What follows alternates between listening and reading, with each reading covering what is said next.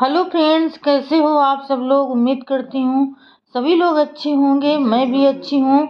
मैं मोहिनी की दुनिया में आप सभी का स्वागत है। तो फ्रेंड्स, अगला प्रसंग, इसी उधेड़ बुन में भीम ने कई दिन व्यतीत कर दिए। इधर भीम जंगल में अपने जीवन का उद्देश्य निश्चित कर रहा था, उधर रामजी राव बड़े ही परेशान हुए। सारी बम्बई छान डाली, किंतु भीम का कहीं पता नहीं था।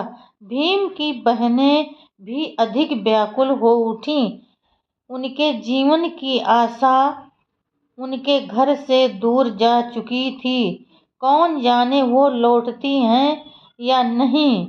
अंत में भीम ने ये निश्चय किया कि अभी उसका मस्तिष्क कच्चा है और उसे अपने जीवन में सफलता प्राप्त करने के लिए उच्च से उच्च शिक्षा प्राप्त करनी होगी। केवल तभी वो अस्पृश्यता के कलंक को मिटा सकेगा, अन्यथा नहीं। ये सोच विचार कर भीमराव अंबेडकर चुपचाप अपने घर लौट आया।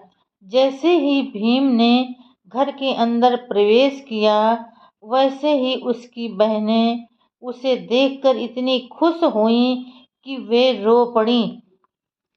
पिता को भी अपनी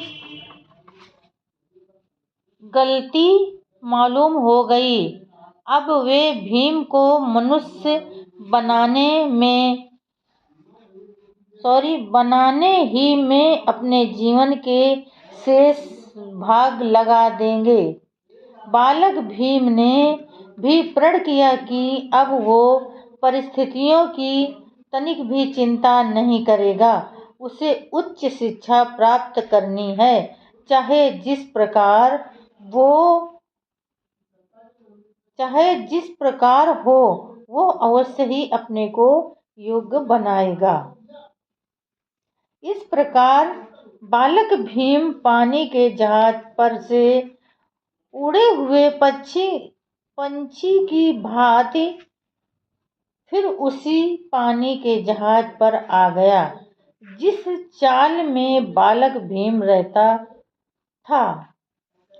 उसमें अधिकतर एक कमरा लेकर कुली कबाड़ी ही रहते थे। रामजी राव ने भी केवल एक ही कमरा किराए पर ले रखा था। इसी कमरे में घर के सभी प्राणी रहते थे। दिन भर भीम स्कूल में पढ़ता और रात जब घर के सारे प्राणी सो जाते, तब वो जमीन पर एक टाट बिछाकर एक टिमटिमाते दीपक को अपने आगे रख कर अपना पाठ याद किया करता। भीम के पास स्कूल की सभी पुस्तकें भी नहीं थीं। उसे स्कूल में जो कुछ पढ़ाया जाता वो हमेशा याद रहता। उसकी प्रखर स्मरण शक्ति उसके जीवन में बहुत बड़ी सहायक रही है।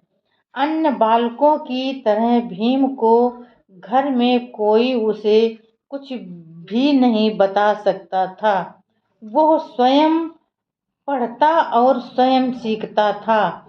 रात के समय जब तक दीपक में तेल रहता, तब तक भीम पढ़ता रहता। ऐसी परिस्थिति में रहकर भी भीमराव अंबेडकर ने मैट्रिक की परीक्षा प्रथम श्रेणी में पास किया। तो फ्रेंड्स, आज के लिए बस इतना ही। कल फिर मिलेंगे अगले नए प्रसंग के साथ। तब तक के लिए फ्रेंड्स, बाय बाय।